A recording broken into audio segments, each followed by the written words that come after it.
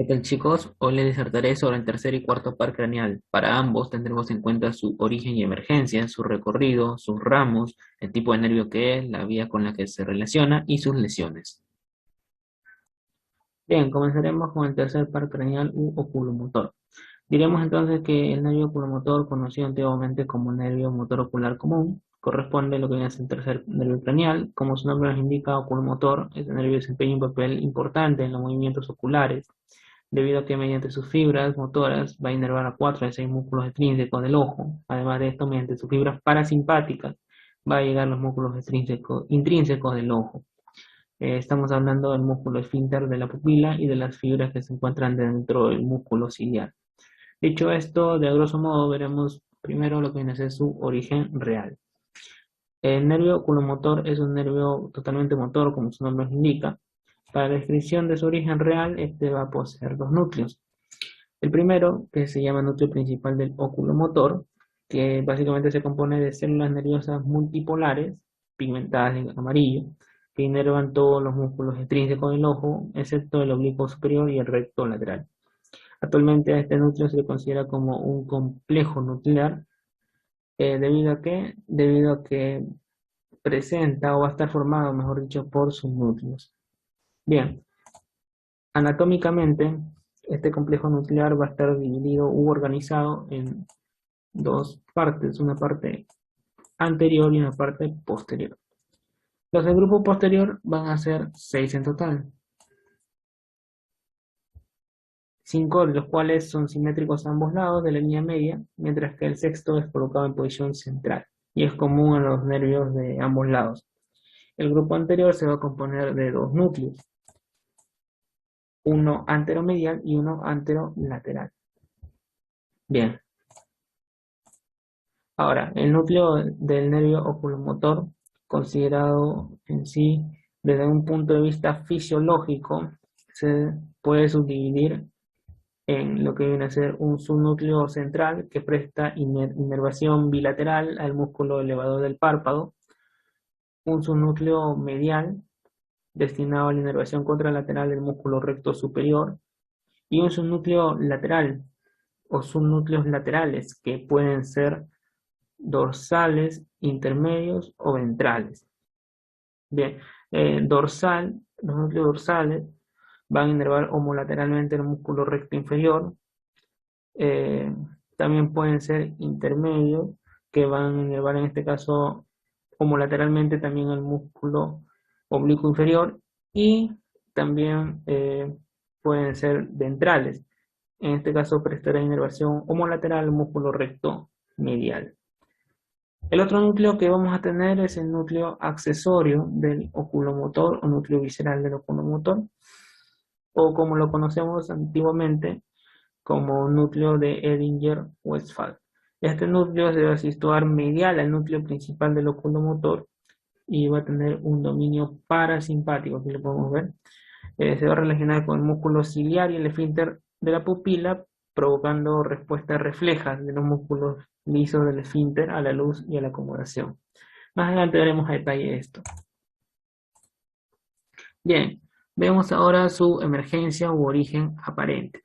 Nuestro tercer nervio craneal va a emerger en lo que viene a ser, aquí tenemos nuestro tercer nervio craneal.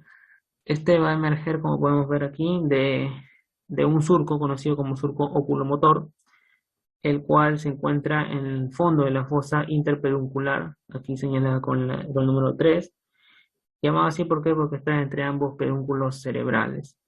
Más o menos emerge a la altura de la cara anteromedial de estos pedúnculos. Continuando, veremos ahora su recorrido.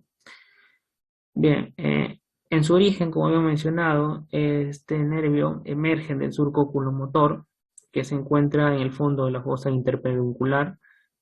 Luego se dirige hacia adelante y hacia afuera, cruza lo que viene a ser la arteria cerebral posterior, que viene a estar aquí simbolizado con el número 3, y también va a cruzar la arteria cerebelosa superior, que está con el número 2. Aquí también lo podemos ver. La arteria cerebral posterior y la arteria cerebelosa superior. Entonces va a cruzar estas dos arterias, ambas provienen, recordemos, del tronco de tronco basilar, ambas arterias. Bien, luego de ello, nuestro nervio cruza lateral a lo que viene a ser, aquí tenemos nuestro nervio oculomotor, va a cruzar lateral a lo que viene a ser la silla, entrando en este punto en relación con la apófisis clinoidea posterior para luego penetrar al interior de lo que viene a ser el seno cavernoso. Bien, una vez dentro de este seno, vamos a ver a nuestro nervio oculomotor, va a discurrir aplicado a lo que viene a ser la pared lateral de este seno, justo por encima del nervio patético troclear. Bien, siguiendo con su trayecto, va a penetrar lo que viene a ser,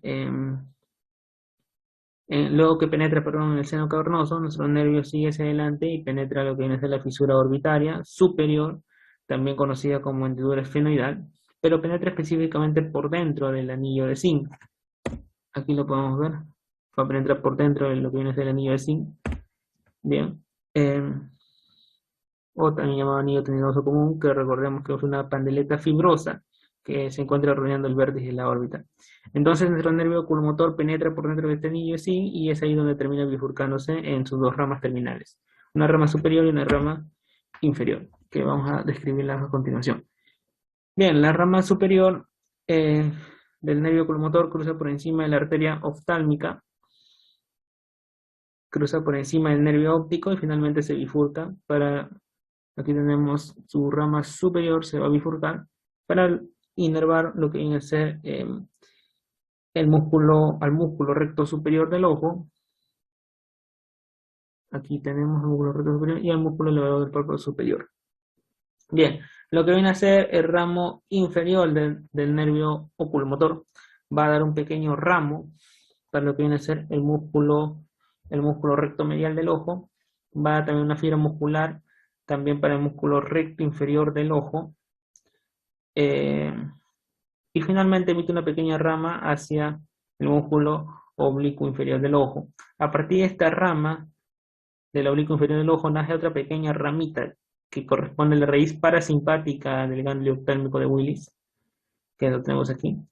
Esta parte es importantísima, como les mencioné, el nervio oculomotor también tiene un componente parasimpático. El componente parasimpático viaja por todo el nervio oculomotor, se dirige hacia la rama del oblicuo inferior y sale del nervio, por así decirlo, para llegar al ganglio oftálmico de Willis. Dentro de este ganglio oftálmico, estas fibras parasimpáticas lo que van a hacer va a sinaptar con los somas de las neuronas que se encuentran dentro de este ganglio, y a partir de esta sinapsis es que emergen los nervios ciliares cortos, los cuales van a penetrar por la cara posterior de la esclera y finalmente viajan entre la esclera y la coroides y llegan al músculo esfínter de la pupila y a las fibras radiales del músculo ciliar. Aquí también en esta imagen vemos a nuestro ramo inferior del nervio oculomotor. Bien, como he mencionado, el nervio oculomotor es un nervio tipo motor, por ende va a tener eferencias, pero va a tener dos tipos de eferencias. Las eferencias somáticas generales, que mediante sus fibras motoras somáticas se van a dirigir hacia los músculos recto superior, recto inferior, recto medial y oblicuo inferior del ojo y al elevador del párpado superior. Y mediante sus eferencias, viscerales generales, que vendrían a ser sus fibras parasimpáticas o fibras autonómicas, va a terminar en el músculo esfínter de la pupila y en las fibras radiales del músculo ciliar. Bien, un dato importante es que sus fibras eferentes somáticas generales van a viajar dentro del nervio en su parte interna, por así decirlo. Aquí podemos verlo mejor. En su parte interna. Esto tiene una explicación, es decir, ambas funciones son importantes, pero si nosotros comparamos la función parasimpática del nervio oculomotor con su función motora, la función motora del oculomotor es mucho más importante. La disposición de estas fibras se debe gracias a la evolución, a la supervivencia. Los movimientos oculares son mucho más importantes para nuestra supervivencia que la función parasimpática de este nervio.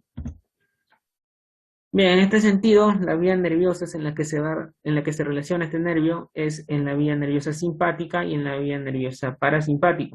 En la vía nerviosa simpática, por su eferencia somática general, va a dar fibras, fibras simpáticas que llegan al ganglio simpático cervical superior, que aquí lo podemos ver, y va a inervar lo que vienen a ser los músculos recto superior, inferior y medial, oblicuo inferior y el elevador del párpado, como he mencionado. Y participa también en lo que viene a ser la vía nerviosa parasimpática por su referencia visceral general. Da una rama destinada a lo que viene a ser el ganglio ciliar oftálmico, que podemos ver. Como había mencionado, da una rama y que aporta las fibras parasimpáticas que regulan lo que viene a ser el esfínter pupilar a través de los nervios ciliares cortos mediante la rama terminal inferior. En la imagen vamos a tener lo que viene a ser ambos sistemas. Entonces recordamos que el ganglio ciliar es el punto de estación donde tiene acción el núcleo de Edinger-Westphal para contraer la pupila. Entonces recibe luz el ojo, activa lo que viene a ser el pretectal. Este activa los dos núcleos de Edinger-Westphal y se va a contraer lo que viene a ser la pupila. En la otra vía, desde la médula proviene el sistema simpático inervado por el hipotálamo, pero desde la médula. Entonces, la médula en el tronco simpático del ganglio superior asciende por el plexo carotidio, ingresa al trigémino por la rama nasociliar y abre la pupila en cambio a lo que había hecho el accionar del otro sistema, de la otra vía, perdón. Bien, la lesión de este nervio oculomotor genera ptosis palpebral, estrabismo divergente, también depresión del ojo y a nivel parasimpático su alteración genera midriasis. Pasamos con el siguiente nervio, el cual es el nervio troclear. Conocido antiguamente como nervio patético, es un nervio sin lugar a duda netamente motor, es aquel que describe un trayecto intracraneal mucho más largo que el de todos los nervios craneales.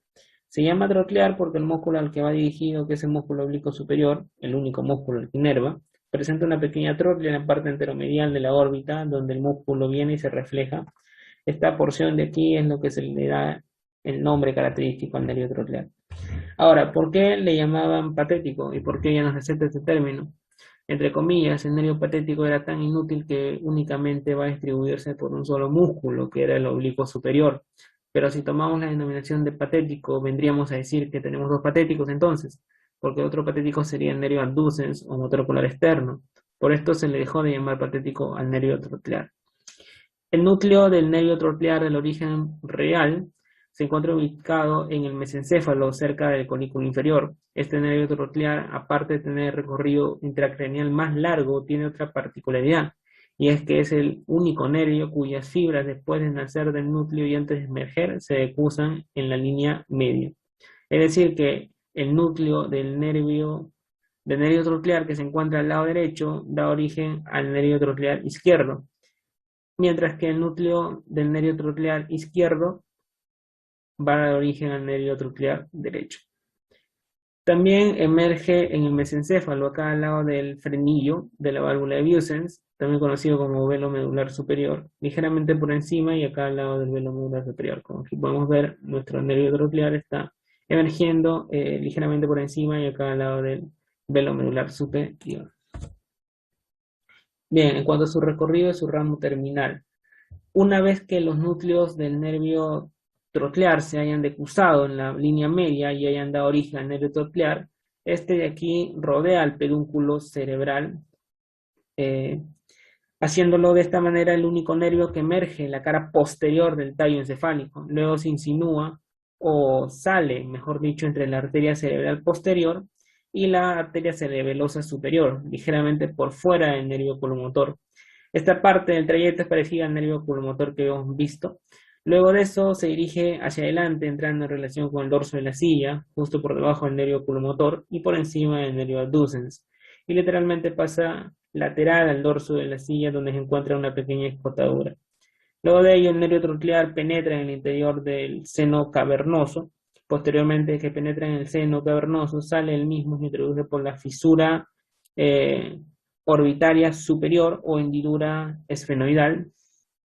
Aquí vemos cómo va a introducirse por la fisura orbitaria superior, pero va a introducirse por fuera del anillo de zinc, a diferencia del nervio oculomotor, pero al mismo tiempo lo hace por dentro del nervio frontal, del nervio lagrimal y de la vena oftálmica superior. En otras palabras, hacia adentro el nervio troclear está en relación con el anillo de zinc y hacia el nervio troclear está en relación con el nervio lagrimal, con el nervio frontal y la vena oftálmica superior.